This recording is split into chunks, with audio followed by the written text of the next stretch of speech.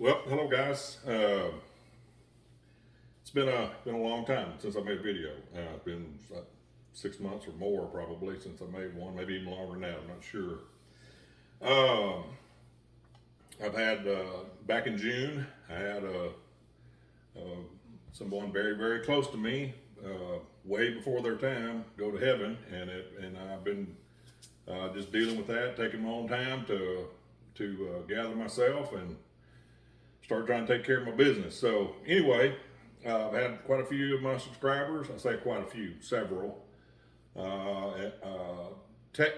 Message me on here on YouTube and wishing me well and wanting to see more videos and stuff like that. And I thank you guys. Thank you very much for all that. Thank you for wishing me well.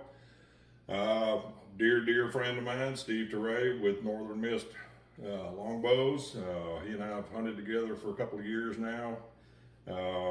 Very good man, good friend of mine, and I wanted to give him a little shout out in case you guys are in the market for a bow. But anyway, was going through some comments and and a couple of new subscribers had some very, in my opinion, very relevant questions about various things. This is going to be a short video, but I hope that it's right to the point. I say it's going to be short. I get kind of windy, in case some of you guys didn't notice on some of my videos. But anyway, had a subscriber just, I think it was today. He was looking at an old video I'd made about which string is louder, 652 or D97. And he had made some comments in his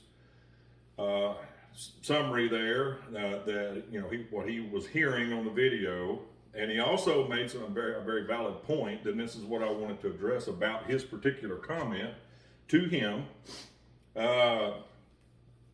He said, at 30 yards or so, something like that, if a game animal's down there, regardless of your string material, unless it's completely no wind, no leaves, and no noise whatsoever, it's very unlikely, not saying impossible, it's very unlikely that something's going to react a lot to a properly weighted arrow shot out of a longbow or a recurve. They're not going to react a lot. Now, you got to take that as, in perfect conditions, the deer's preoccupied, he's feeding, or he's doing something else or whatever. Been my experience that it doesn't matter what the conditions are, they can react about a million different ways. But as far as the noise goes and making an animal react, two things to me that really contribute to that. Someone that is shooting a longbow or a recurve, doesn't matter how much but big balls of cotton and everything they got on their strings. If they're shooting too light of an arrow, there's a definite crack or an abrupt snap, if you will, when you shoot. To me, that would probably cause a game animal, whether it's a deer or whatever, to react faster than like a gentle thud or a swish and a thud or whatever you want to call it. Now, to achieve that, you want to make sure, no matter what kind of bowstring material, because I've shot them, a lot of them. I'm not going to say I shot them all, but I've shot a lot of them. And I make my own strings, and I've shot some of Steve's strings. I've shot different other people's strings, and I have a particular recipe I use for no other reason than it gets me to what I want. It shoots very consistently, and it wears like iron, like Steve says. I mean, you can't really wear the thing out. I mean, you can shoot thousands of arrows through it. As long as you keep it waxed and take care of it, it'll take care of you. So that the arrow weight, mass weight, that is not just the shaft, not just the point, whatever. It's the mass weight of the arrow compared to the weight of your draw weight of your bow, and shooting style a little bit, but mostly the weight of the arrow. And the brace height can also affect or cause noise, okay? I personally, I have gone both ways, and for at different times of my life, I've shot bows with string silencers made out of yarn and whatever, cat whiskers and things like that. And I've shot with no. In fact, I don't think I have any bows right now with anything on the string, because you really don't need it. If, in my opinion, you don't need it. If your bow's tuned properly, meaning right brace height, right arrow weight for that particular bow, the noise is negligible as far as I'm concerned. But animals will surprise you, and if there's any variables on their end, you can't take that out of the equation. What you can do is kind of eliminate some of your own by not overcomplicating things. Heavy enough arrow, good brace height, doesn't really matter what the string material is. You're going to get a pretty quiet tune when your bow is tuned up and you're shooting it correctly. The noise to me is going to be less of a factor than other things around you, like movement and stuff like that. So I hope that addresses his question. Then there was another fella. I'm trying to answer a few little questions here in one little video. Another fellow was talking about he had gotten a bow as a gift, and he had gotten some arrows. He didn't really describe the arrows. Well, I can't remember if he did or not, but anyway, he shot his bow for a while, and then the bow started coming apart and whatever else. But while he was shooting, he was noticing that, and I'm assuming that he was shooting at close range, which I highly recommend. I do it to this day. I still stand at 5 or 6 or 7 yards and shoot just for form, just keep myself being consistent, in my form. So. He was saying that he was hitting low and consistently hitting low, and he was asking for help with some of these issues. He said he was having a hard time finding an anchor point, that kind of thing. Here's my thoughts on that. If you're just getting started, always get a good bail, something to shoot at, a good target. And always shoot close. 5 yards, 3 yards, whatever. Shoot close to start with. That way you can develop the things that you're going to need at 10, 15, 20 yards and beyond. Okay? I would not shoot more than one arrow, maybe 2 at the most, because if you start getting consistent, you're going to start tearing up your arrows at that close of range for sure. But here's the thing. Okay, finding a consistent anchor point is absolutely, and I don't mean to sound all philosophical here or anything, but it's absolutely imperative that you find a consistent anchor point. Okay? There's different opinions about that, but I will tell you that you're standing a lot better chance, at least in the beginning, not trying to make adjustments while you're shooting. What I mean by a consistent anchor point, and whatever that is, it doesn't matter, as long as you're doing the same thing every time.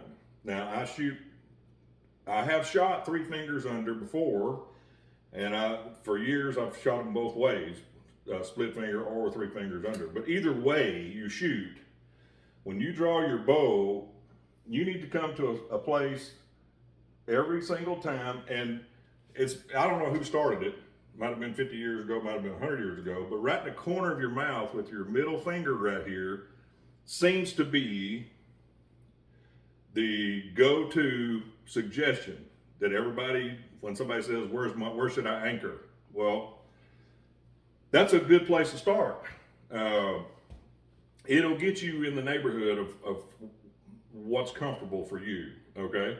Drawing your bow and coming back with your middle finger right here, coming right to the corner of your mouth, and practicing coming to that solid anchor point every time and releasing. You don't want to do this, you don't want to do this, you don't want to do this. You want to come to this anchor point and release, okay? Some people call that following through, whatever. I don't get into all that nonsense. But starting right in the corner of your mouth is a good starting point. You may find that touching your middle finger to your eye tooth right there might be, something very specific. But after a while, you'll kind of it'll become second nature to you. Okay, you're at your anchor point. You're reaching your anchor point every single time, and you'll notice that your groups will consistently get smaller and smaller and smaller at close distance. And then when you back up and you keep backing up and you keep backing up, that will help a lot. Now, part of his comment was he was hitting low, and he said that if he moved his hand up or down, it would obviously change the point of impact. Well, that's very true. And I will tell you, at 3 or 4 or 5 yards, which is only 10 or 15 feet, it's very easy to shoot low. Okay, just because of where your eye is compared to where the arrow is. Okay. Now I will tell, just for his sake and for other people that are watching this video, this is a hand-eye coordination thing. All right. There's 10,000 other videos out there that talk about how to aim a longbow, or how to aim an arrow, or how to shoot instinctively, or you got all these videos out there. All right. Ultimately, this is what's got to happen. You've got to pick one and go with it. Okay. If you want to be a gap shooter, an aimer, an instinctive archer, whatever you want to do, it's entirely up to you and what you feel comfortable doing. I'm not going to bash anybody for shooting gap shooting or anything like that, because there's definitely a place for all that. Okay. Me personally, in hunting situations, I'm assuming that this meets the criteria for instinctive shooting. I draw my bow, I concentrate on my target, I don't look at the arrow, I don't look at the point of the arrow, I don't look at anything except what I want to hit. So when I draw my bow and I come back to here, my eyes are focused on what I want to hit. They're not focused on the point of the arrow. They're not focused on any of that. I'm looking at what I want to hit. That is it's a hand-eye coordination system, if you will. And the only thing that will correct that is enough arrows that you shot consistently the same way at a bale of hay or at a target. Your mind's eye will adjust your hand at different distances as to where that arrow where your hand needs to be to hit what you're looking at. Okay, so I hope that that's addressed his question. There's one more little question, quick question. I don't have one handy. I don't have one right here with me. But I'm going to use this as an example. It's a big pair of scissors is what it is. But it was a while back, probably 6 months ago. I had done, maybe a year ago, I had done a video about sharpening broadheads and what tools you need to do that with. What I prefer is a small, flat Nicholson, brand name Nicholson flat mill file. The middles, they have a little 1/2 inch wide, and they have one that's a little bit wider, and then they got the full size big Nicholson files. Depending on what you want to carry around in the woods, I use one of the middle size ones. This looks like it's about 3/4 of an inch wide and that long, with a little handle on it. You know, pretty light, gets out of the way, it doesn't bother anything. So anyway, assuming this is a file, and for all you purists out there, I stuck this broadhead on here just for this video. This is a right bevel broadhead stuck on, but I shoot with left wing feather. So recognize that, guys. Didn't want to get any comments about that. Sharpening the broadheads. Okay, what I do in the field, or even before I go hunting, I check them to see if they're sharp. All right, and if they need a little touch up or something like that, you can take that little flat bastard file, and what you want to do is you want to lightly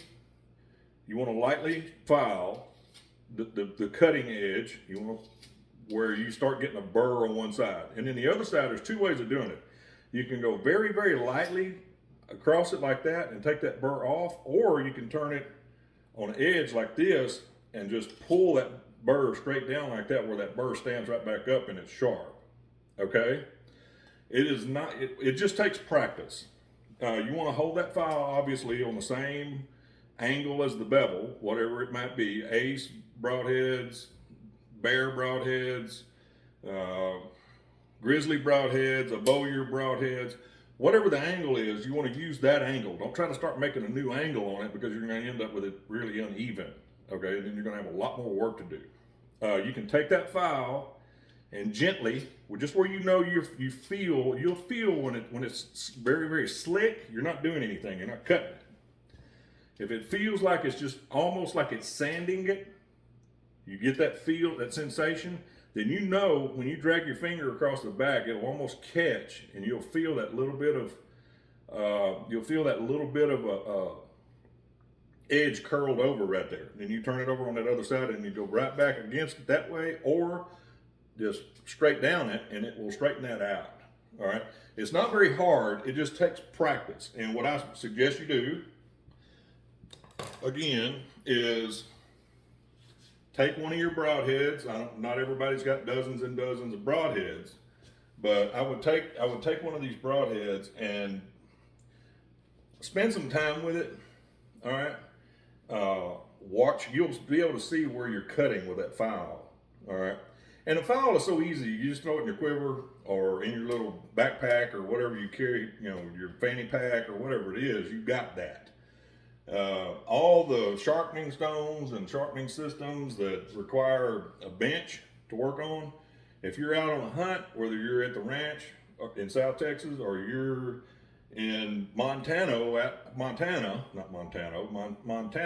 in the mountains, you don't want to be carrying around this big pack full of stuff to have to sharpen a point if you need to resharpen one or touch up one before you go hunting. It works fine, and it will get razor sharp that way. The other suggestion, after you file it and you get that edge like you want it, and you get it sharp, you can go a little bit further, find you a piece of leather or a truck window or something like that. That can work as a ceramic, and you can refine that just a little bit more and make it super, super sharp. I mean, you're talking about 1-2 minutes tops. You're not talking about a big, long, drawn-out operation. So, highly recommend that you practice that too, as far as sharpening your broadhead. So, anyway, I hope that I answered a few of these little questions, and I'm glad to be back. I hope that you guys are still enjoying in my videos, and I hope to be making some more content coming up. It is deer season here in Texas, and I will be making some trips down to the ranch. So I haven't been there since June, so I went this past weekend, and I did take a deer. Full disclosure, I hadn't been shooting my bow a lot because I've been preoccupied with other things, and I just felt like I wanted to take my rifle down there, and I did. And I shot me a nice deer to put some meat in the freezer, and so. But later on in the season, and hopefully this spring, Steve will get to come back and we'll do some hog hunting and stuff like that. So I hope we can make some more videos for you guys. So anyway, little short video trying to answer some questions. Like I said, glad to be back. Glad to see. Thank you guys for all your support. And hopefully, keep those questions coming and we can make some more content about them. And if it's something specific that you want to talk about, I'll try to make a specific video about that content to help answer those questions the best I can. And if I can't answer those questions, I will certainly send you to someone that does and can answer those questions. Okay? Well, thank you guys again. We'll see you on the next one.